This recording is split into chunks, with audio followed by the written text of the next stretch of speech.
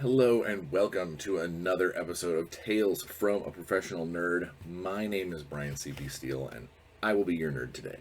And every other day that you watch my silly show. All right, so let's go ahead and get started on the week in Bryan. It's been a good week. A lot of work, getting prepped for things like this. I have been keeping up with the Monday night live play or actual play. Sorry, not live play. Actual play, Day of Destiny, the Power Rangers role playing game from Essence 20 that we made.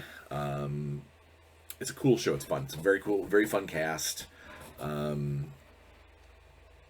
Dustin is doing a great job. Dustin Fletcher is the DM. He's doing a great job of keeping the feel and the flavor of like the old TV shows, but also kind of adding in a little bit of the newer age concepts and ideas. So, I think that it's a really well done, very well done actual play. And the cast is amazing. They're having a great time. So I'm very excited to see where that goes. It's interesting knowing how the system works and knowing what the characters are capable of, and things like that. But not knowing the plot and not knowing what's going to happen. I actually do have some stake in the I'll be sitting there watching the Twitch stream and be like, HQ, which is the Blue Ranger. I was like, use your tech specs, use your grid tech, or if somebody's getting ready to do something, I'll be like, oh, I bet they're gonna do their triple strike, and then they do, and I'm like, yay! Like it's neat to be on the inside, but still surprised by what's happening. I did not get to play Waking Realms last week, which was the D&D game where I play the Cat Monk. Nor did I get to play my Curse of Strahd character. I had plans. This last weekend was my 5th anniversary with my wife Natalie, and so we had lots of plans and lots of stuff that we did with the kids and with each other and all that sort of thing. It actually our weekend event or our anniversary events culminated last night in a comedy show, a nice masked up comedy show down in Indianapolis. Steve Hostetter, I always chew up his name, and a couple other opening acts. It was really funny. It was a great way to cap out a few days of like low stress, de-stress, that kind of thing. It was a lot of fun. Well worth the drive. But honestly, there's not a whole lot else to say in the week in Bryan. There's been a little bit of work, a little bit of video games. My family, we did get to play a new game from T-Turtle called Wrong Party, which is a lot of fun. Very, very simple mechanics. The game is played in 3 rounds, and after the first round, both my kids, 12 and 13 and almost 13, they got it like that, and they just jumped right in, and they were able to start scoring for themselves. And but it's a lot of fun. The T-Turtle people, they make cool stuff. They make very, very cool stuff. Last weekend was PAX West, or as I used to know it as PAX Prime, out in Seattle. And our friends of the channel and friends of my family, Satine Phoenix and Jameson Stone, wonderful, wonderful people. They were going around doing a live, Twitch stream thing while they were there, and through their sponsors or who they were there working with, they had a bunch of giveaways. They had a bunch of raffle-y giveaway things, and Natalie and I threw our names in here and there, just to see what would happen. And Natalie ended up winning the PlayStation 5 on Sunday night as the show was closing. Which, of course, is, happy anniversary to us. You get a PlayStation 5. It was neat. We've never been, I haven't been a PlayStation household since the Xbox became a thing. But there are several games that Natalie has wanted to see and wanted to try out and stuff that were PlayStation games, but we've just never, I've never been a dual console house because it's expensive. It's pricey stuff. But being handed one, I can't complain. Although I can complain about something that is related but has nothing to do with video games, aside from just the sheer use. So about 5 years ago, my lovely wife got the family a very, very nice TV for our living room. Very, very big flat screen TV. It's gorgeous, and it's what we play all our video games on. It's what we watch all our movies on. And about a couple weeks ago, we started noticing some screen darkening. And about a week ago, we noticed that there's a quadrant of the screen that is drastically darker than the rest, to the point where it's now become a problem when I'm playing video games. If I'm playing Sea of Thieves and it's at night, if I don't have my lantern out, I can't see that corner of the screen. It's just done. So sadly, we are probably in the market for a new TV. I'm not looking forward to that. I know we had a warranty on it, but it was probably only like 2 or 3 years. And like I said, it's a 5 or 6 year old, 5 or 6 year old TV. So I'll be getting a new one here relatively soon, or pricing out how much it's going to cost to have someone come out and fix it. I don't know. It's frustrating. It's frustrating anytime something expensive, craps out on you. It's additionally frustrating because that TV is, I don't want to say like a cornerstone of our family or anything, but it definitely is a cornerstone of a lot of the activities that this family uses. So I have to figure out how to make that. I mean, it works right now. You can still watch TV, you can still watch movies, you can still play games. Just there's a dark corner, and you've got to realize that that's your weak spot. But yeah, so I think that's really it for the week of Bryan. Not a lot going on. I mean, some cool stuff happened, but like on a day-to-day basis, did a little painting, did a little 3D printing, did a little painting of 3D prints. I'm running my special Indianapolis D&D game tomorrow night. The one that's very heavily with very, very heavy with maps and minis, and I try to print and paint everything that we need. I'm excited. They're about ready to get into the kind of chain of events that leads to the big first bad guy. So that should be fun. I'm excited about that. That's really it. My kids coming this weekend. We'll probably play some video games, maybe play some Magic. Get myself pumped up for Gen Con, which of course is next week. Which I do want to say I'm gonna try real hard. I'm definitely gonna bring my laptop with me. I have to check my email and stuff while I'm there. But I'm gonna try to see if I can't record some video. Maybe even just with my phone, and hopefully get a video up kind of mid-Gen Con next week. So I can't promise anything because I don't know the situation or the strength of the Wi-Fi or whether my laptop will cooperate. But chances are pretty good that if there's a video up next week for Tales From, it'll probably be a Gen Con check-in kind of thing. Let's see, anything else before we get into the topic? I don't think so. I mean, I hate to. For the people who have been keeping track, there will be there is a new.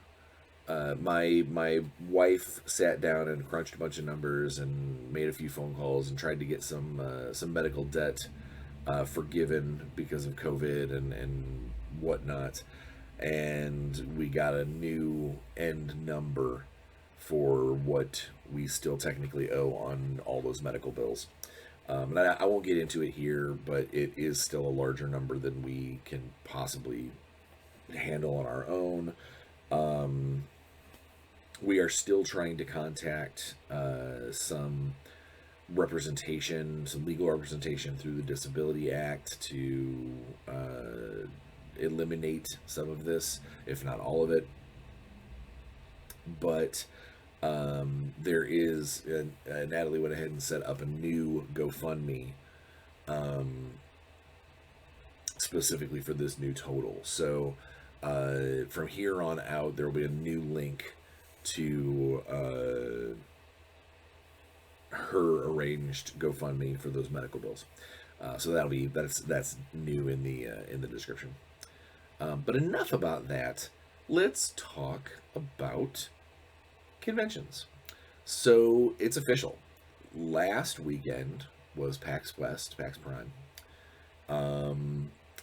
It was also Dragon Con down in Atlanta. Not my kind of show, but I know a lot of people that go and have a great time.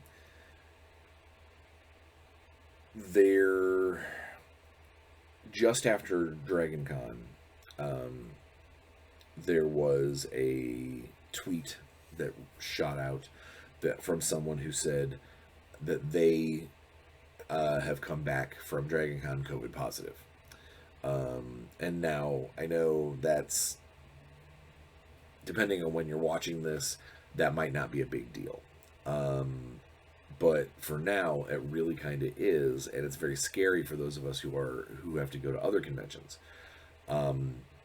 Hopefully it's a fluke. Hopefully it's not going to be that thread turns into 500 people saying they all got it. But what that did kind of spark in my brain is not only the convention season is kind of back on, but there are some precautions. There's some rules that I think that people should follow. Now, some of these rules, here is your aforementioned caveat. Some of these rules are just my opinion. They're not like legitimate, rules at the convention or anything like that. Some of them just my opinion, and it is the kind of thing that I think, as someone who's been going to conventions for 20 some odd years, working at them for most of that time, I've seen a lot of stuff go down at conventions, and I just figured I'd put together like my 10 favorite kind of points of order going into conventions. Call it convention etiquette, if you will. First and foremost, especially right now, the big one is going to be hygiene. And now, insert all of the jokes about smelly gamers and, oh, this guy sleeps under a table and this guy, that's not what I mean. It helps to not be gross. If you want to socialize, if you want to be around other people, if you want other people to have a good time with you, stay clean, wear deodorant, take showers, take that extra time, throw on a little lotion, whatever you need to do to be as presentable as possible. But also, because of our current situation, our current pandemic, the echoes of the pandemic, COVID running around, Delta variant, so forth and so on, because of all of that, there's some extra stuff that you should probably do. Having some hand sanitizer is not a bad idea. Washing your hands as often as you can, especially if you go through the dealer's hall and you're looking at stuff. There's going to be tens of thousands of people picking up things and looking at things and picking up things. If you can avoid picking up things unless you're going to buy it, I would say do that. I don't know how tight the corridors are going to be. But do your best to continue moving and stay in motion,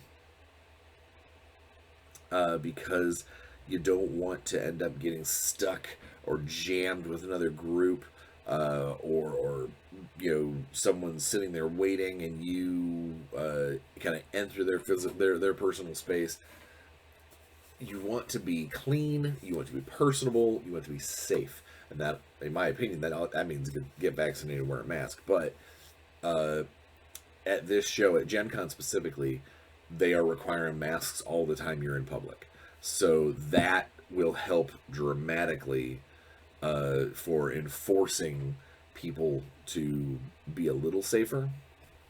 But I think the washing of hands, having hand sanitizer nearby, trying not to, touch and finger everything, that you see, just the stuff that you're going to buy.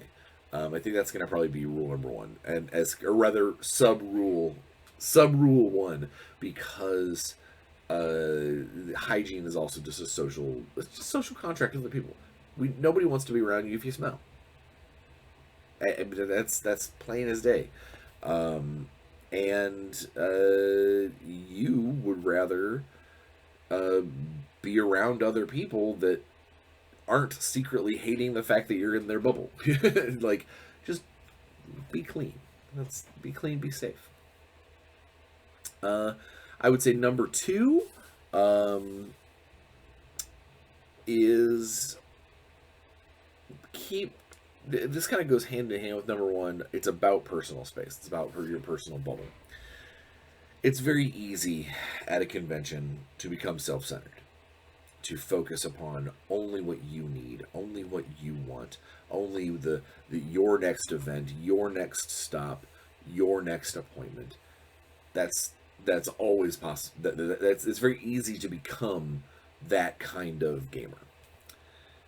What I'm saying is, please be aware of other people, especially if you are running late for something. Text them. If you are, don't ghost people. Because you never know, they might have put plans aside. They might have postponed other events or things like that because you had said that you were going to meet up with them, or that you were going to meet them at this show, or whatever. Is realize that you are in a place that, unfortunately, I mean, I don't like to say this, but there are a lot of gamers out there that are socially awkward. Whether that is as a result of gaming, or if that is gaming attracts to the socially awkward, I don't want to get into the higher philosophy of it. What I am saying, though, is you never know how someone's going to react if you're all up in their bubble, all up in their space. Additionally, this kind of goes hand in hand with that one as well, is if you have to, as in like you just couldn't avoid it, have to carry a backpack, try your best to not make it 3 feet long and 2 feet wide and jam-packed with every board game you own. Because not only does that extend your personal bubble, but that makes the back half of your bubble dangerous. I remember at a show a couple years ago, there was a guy who was selling board game set, like Sherpa style board game backpacks. And the whole point of them was you could put like 6 or 7, CMON style big box board games on your back, and the way it was built is you wouldn't feel it.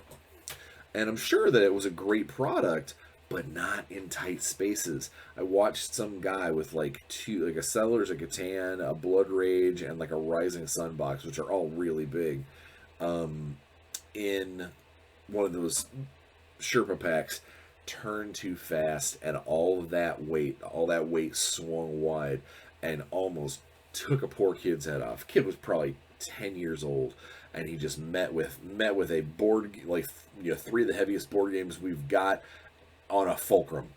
Boom, down he went. Tears are everywhere. I didn't see any blood, but it was that was avoidable. That guy with his gigantic multi-game backpack could have left that in the car.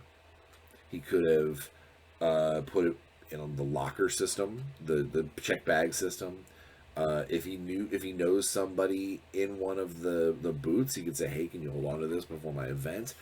That was avoidable, and it was avoidable by not being a jerk with your backpack or bags. That is rule number 3.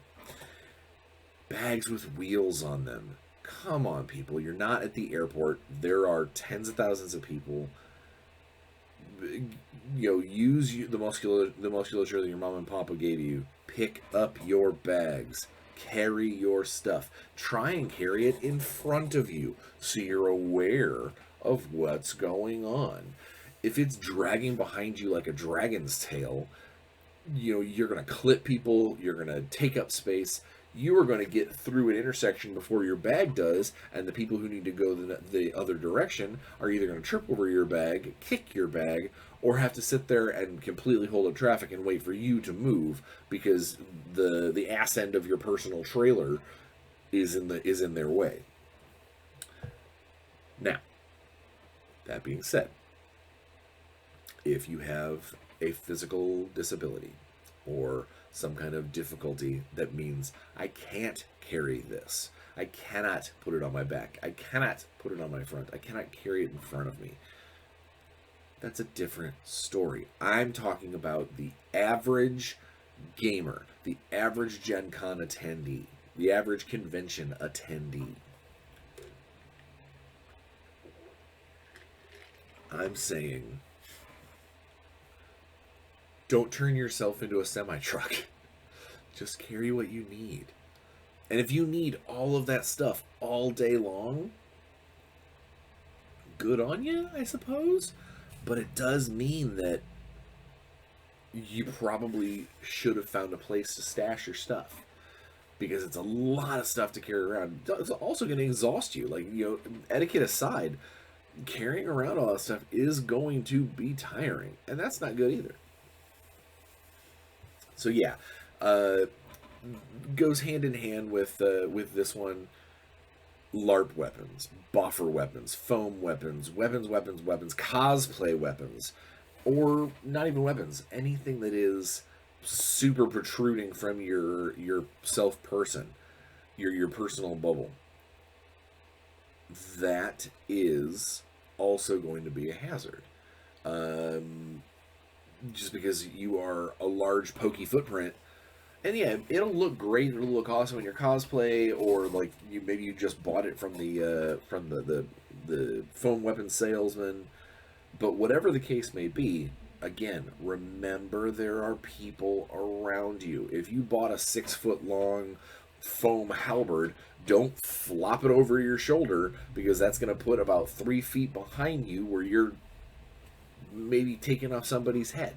Don't do that. Carry it in front with you, like a stick, like a walking stick. Or if it's possible for you to take it back to your hotel room or something like that.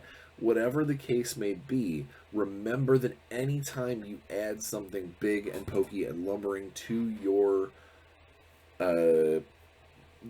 con-going persona, you are adding that extra possibility that someone's going to get whacked in the face, poked in the eye, merchandise broken, whatever the case may be. Maintain your space. If you are in a queue, number 4, if you are in a queue, if you're in a line for a product, get your product and move on. Decide what you want before you get to the clerk. Because the last thing that they want to deal with is some person standing there being all, inquisitive about what's going on. How are the numbers, slowing them down, distracting them. Just get in line, get your stuff, and then go find some place to talk about it with someone else. Or, open up your product, take a look at it, whatever. There's tables everywhere. But that's definitely something. If it is important enough to queue up and line up to get, then the other people that are there in that line, the other people that are there to get that product, they may or may not want to be best friends or anything like that. You might make a friend, you might not. But whatever, they don't want to stand there all day. They want you to get your stuff, pay for your stuff, and move on. That's what the queues are about. So yeah, if you're lined up to get something, get it and move on. Don't linger. Don't loiter. Those booths that get those lines that take forever, half the time they take forever because there are people that are sitting around, lingering, talking, not sure. Do I want to get this? You are in line for 45 minutes. Make up your mind.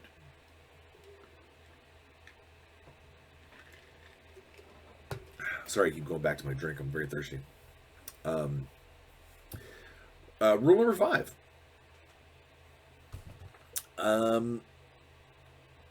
Don't be afraid to talk to the people who work at the booths.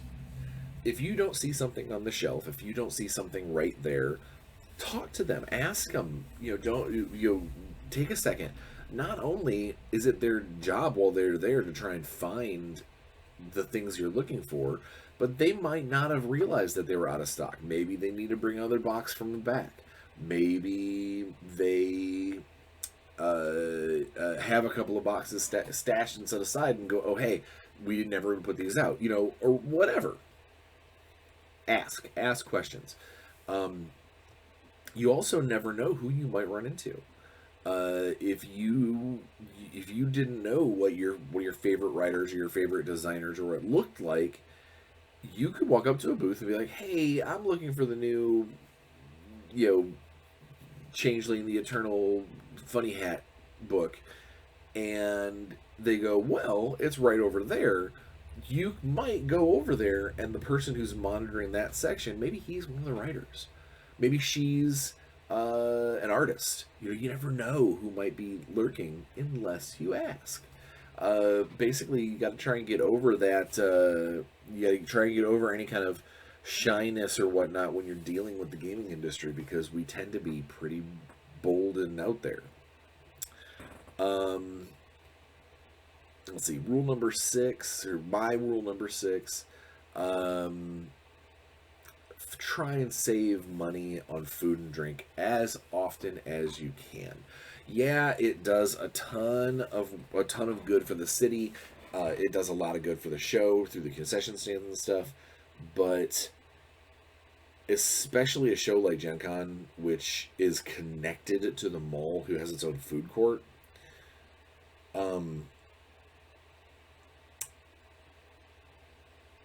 it's foolish, I think, to pay the extra price for the same, kind of high school cafeteria style food than it is to hoof it down and spend maybe even less to get, quality food court food. It's still not a home cooked meal, but you don't want to burn through all of your money because you just couldn't walk that extra city block and you settled for a chicken tender hot dog or whatever. Chicken tender dog. Chicken dog. Dog chicken? Cow and chicken. Never mind. So yeah, that's basically food and drink is a very, very fast way to burn through any kind of finances that you had set aside. A lot of restaurants will do automatic tipping, automatic gratuity. Not that I'm saying you shouldn't, but you should always monitor what's being taken out of your account. Especially considering there are so many groups of people that go. A lot of restaurants have group rates. If you give more than 6 people, it's an automatic 15% tip to the person. Pay attention to those sorts of things, because you don't want to run out of money mid convention, and then some brand spanking new super cool thing unveils on Saturday, and you go, but I don't have any money. Well, that's exactly why, because you blew through it eating convention food, eating at fancy restaurants every night and day, so forth and so on. If your hotel has a continental breakfast, take advantage of it. Grab, if you can, grab a couple of extra prepackaged snacks and take them back to your room. These are things that you can do to hopefully make your money allowance for the show stretch a lot further. Which brings me to eating at restaurants.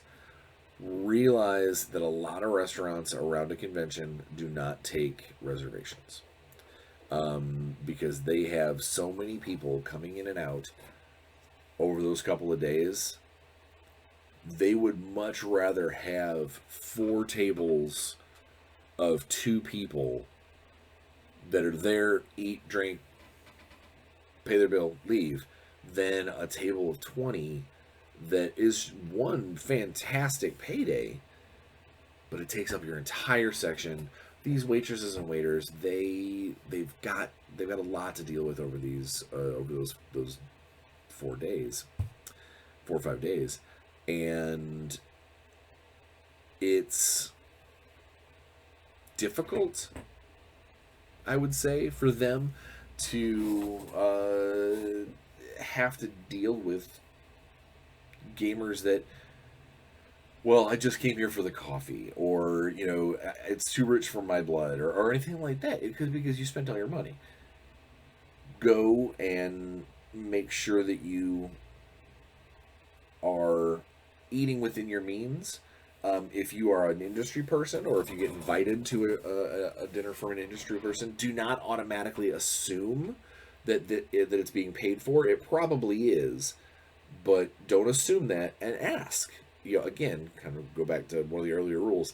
Ask questions. Ask the person in charge, or as you walk in, when you shake hands with the master regional card flippy flop. When you meet that person, find their assistant, find whoever is directly underneath them. Obviously, the last thing you want to do is look at like the president of the company and go, "You paying for my meal?" No, but you could go to their assistant and go, "Hey, do I need to go to an ATM or something? Do you need me to cover tip? Do you ask questions? Basically, find out how in depth things are going to necessarily need to be. Financially speaking, because I have had to bow out of certain industry meetings because my money was much tighter than I thought, and then they went to some place like Ruth's Chris, an expensive steakhouse joint, which is amazing, but easy a $50-$60 ticket that I'm not gonna blow like 2 days worth of fast food prices on one meal just to schmooze with somebody. So I asked somebody, and they said, "Well, no, you're not an employee, so this is on you." And then I had to bow out. Yeah, I don't care if it makes me look cheap, or if it makes them think, "Oh, I was only in it for the steak." I don't care about that. What I care about is I want them to know. I want them to know that I wanted to be there. And I just couldn't. It didn't work out. I know it was because of money. I know because if they're not fronting the bill, I'm not going to go to a fancy place. And sometimes, even if it's somebody maybe that is the honest answer. You don't even have to come up with a story or a reason or anything. You just say, "You know what, that place is too rich for my blood. I'll catch you tomorrow." Catch you tomorrow. That's a good segue into rule number 8. Realize that some of these people that you're dealing with have to work in the morning. Yeah, it's a gaming convention, but it is still work for us.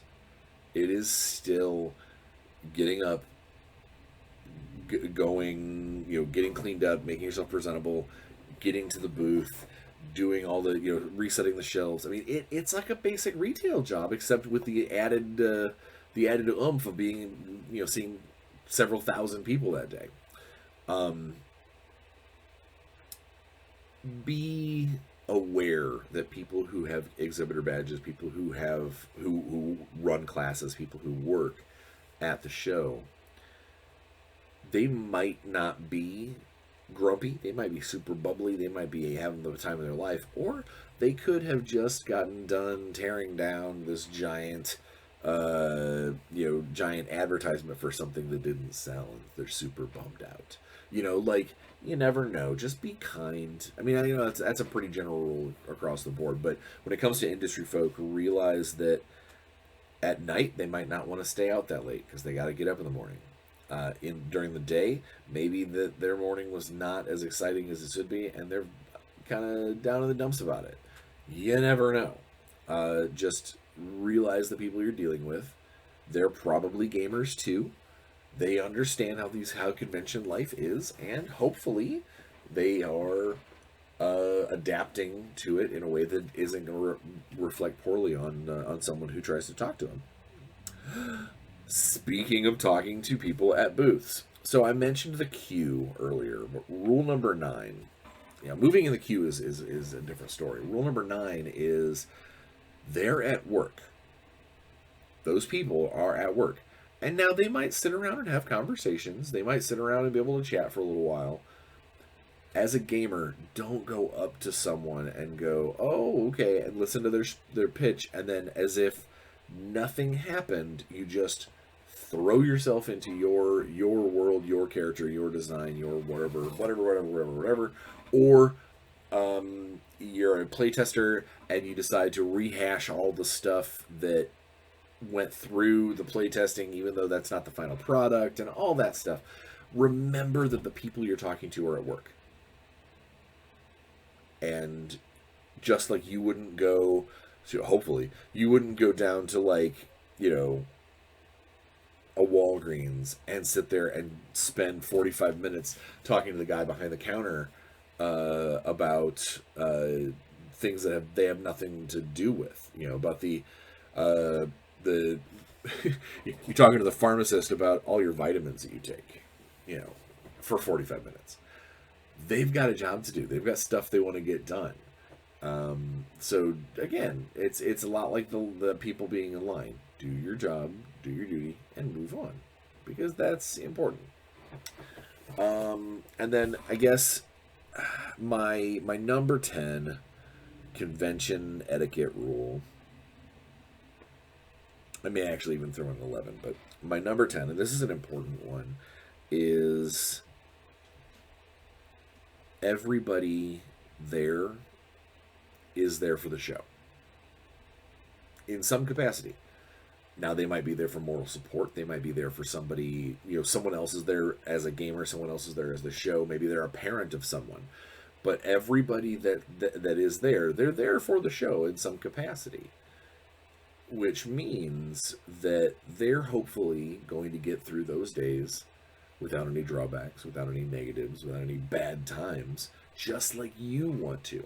So do yourself a huge favor and be very self-aware, be aware of your surroundings, be aware of conversations that are happening, and try not to be someone else's convention problem. It could be a matter of just always saying thank you. That little extra hint of gratitude is enough. It might be taking 5 seconds out of your day to find at a booth one of the authors, one of the designers, and get them to sign your book. Or it could be you see somebody, you see a mom standing by themselves complaining about having to be there or whatever. Engage. Talk to them. Be like, hey, what are you doing? Don't be weird. Don't be creepy. The unwritten rule 0. Don't be a creep. But we're all there for the show, and that gives everybody at least some kind of grounding point. Even if your opening question is, "So what are you doing at Gen Con?" Their answer could be, "Oh, I've got all this, and I'm a Magic player," and da-da-da-da-da-da-da. Or it could be, "My kid's a gamer. I'm the chaperone. I'm the mom chaperone."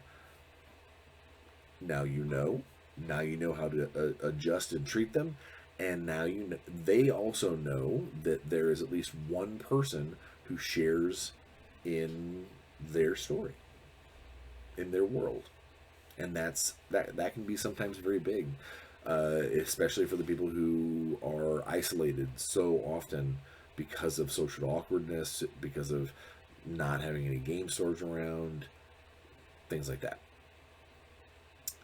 Um, I know I said top 10, but I'm gonna go ahead and do an 11. And the big 11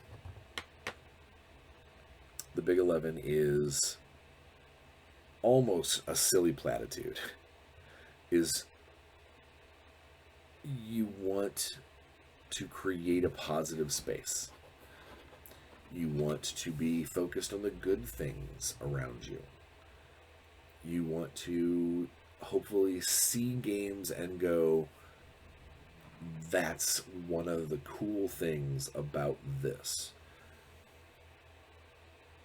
Because if you dwell on the negative aspects of things, it will not take long before people stop listening to your opinions, and you also run the risk of potentially putting your foot in your mouth and saying something awful about a project that maybe the guy in front of you worked on. You're not going to make a whole lot of friends if you're like, yeah, I could have totally done this better because of this, this, and this. And he goes, oh, well, I was in charge of this and this. And now suddenly you are this tall. Or, you're a sociopath and you don't care what other people think. Because you just don't get it. But yeah, I think that's probably my rule number 11 is just try to be good in your interactions. Try to stay even-natured, whether or not you're dealing with a product that is dark and sinister, or dealing with a mom who's just seeing, who came here because of Critical Role, and they've never seen all this madness before. No matter what is happening, no matter what they're doing, try and stay on the positive, because there's tens of thousands of people, in some cases hundreds of thousands of people over several days, jam-packed in this show. Hopefully less jam-packed because of COVID, but it gives you an opportunity to hopefully help create a positive space, help create a place that people want to come back to. The whole, for in the case of Gen Con, it's the best 4 days of gaming. That's their slogan. There is already so much bleak and depressing and dark and angry and whatever out in the world. Blech. Set all that stuff aside and actually focus on turning these 4 days into their slogan, trying to turn them into your best 4 days, and just enjoy yourself. I guess the unwritten rule 12. I said I was only going to do 10, but you get 10 plus 2 unwrittens. Well, like I said, I'm going to try and see if I can't record something while I'm at Gen Con next week. If I don't, then I will report back in 2 weeks. But I am going to try real hard to at least get a little bit of footage while I'm there. And until then, stay safe, wear a mask, vaccinate, don't lick doorknobs, don't pet angry dogs, and go out of your way to have fun and play some games. We'll see you.